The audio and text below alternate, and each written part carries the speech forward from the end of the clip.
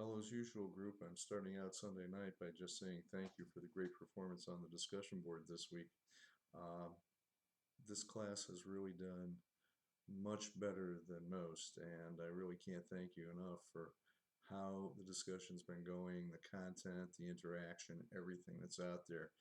I really want to hold this class up for future classes as an example of the way it should be done. So I think that's just a great compliment to you guys and a great compliment to what we've been able to pull off so far. And it's to the point where it's certainly not a chore for me to read all this. And I really, again, wanted to say how much I appreciate it. Okay, this week I wanted to go into, and I'm going to make sure I take a look here so that we don't miss what we're going to look at. This week gets a little interesting again. We're going to look at a whole bunch of different stuff. Some of it may seem actually a little bit diffuse, a little bit off the wall, if you will. What do we want to do? Well, we're going to do the standard stuff. The text is there. We're looking at chapters 9 and 10 this week, and they talk mainly about, again, things about competitive advantage, some very technical things in strategic planning and strategic thinking, looking at diversification, in internal value chains, industry value chains, all sorts of things like that. Strategic alliances, outsourcing. But these are all important because I see that these are themes that are developing in some of the projects. And these are things that you need to know a little bit about the mechanics of these operations. So actually chapters 9 and 10 couldn't come along at a better time. But then I want to move into some things that perhaps are a little more fun. So what you're going to see waiting for you this week are some different items.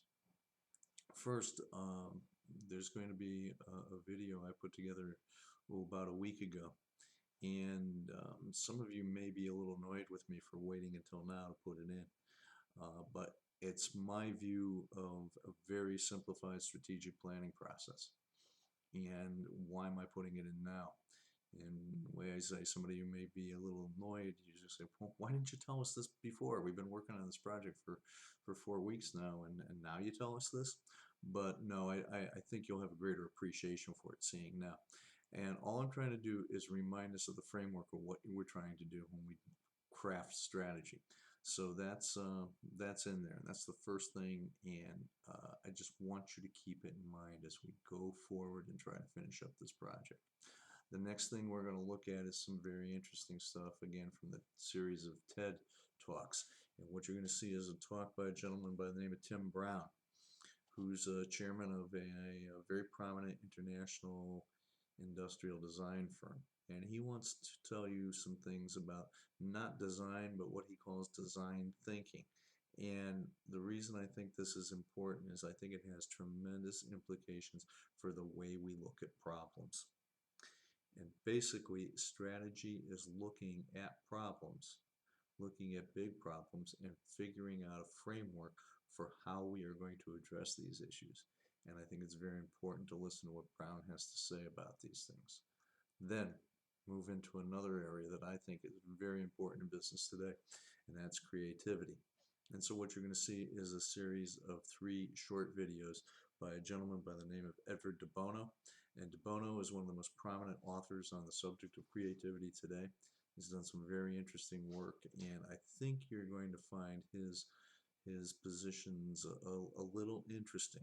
He has quite a different view on creativity than what many of us have traditionally been told about being creative. And I think, again, creativity has tremendous value in business. Listen to De Bono and see what he has to say about it. Then we're going to move on to a gentleman by the name of David Kester, and he's part of the Harvard Business Series. And he's going to talk about creating a culture of innovation in your company. Now, you notice for the last couple of weeks we've talked about innovation. We've talked about the whole idea of disruptive innovation last week. We talked about thinking outside the box. Yeah, I know, my favorite phrase, right? But we've also talked about thinking inside the box, and those are the sources of where do we find innovation.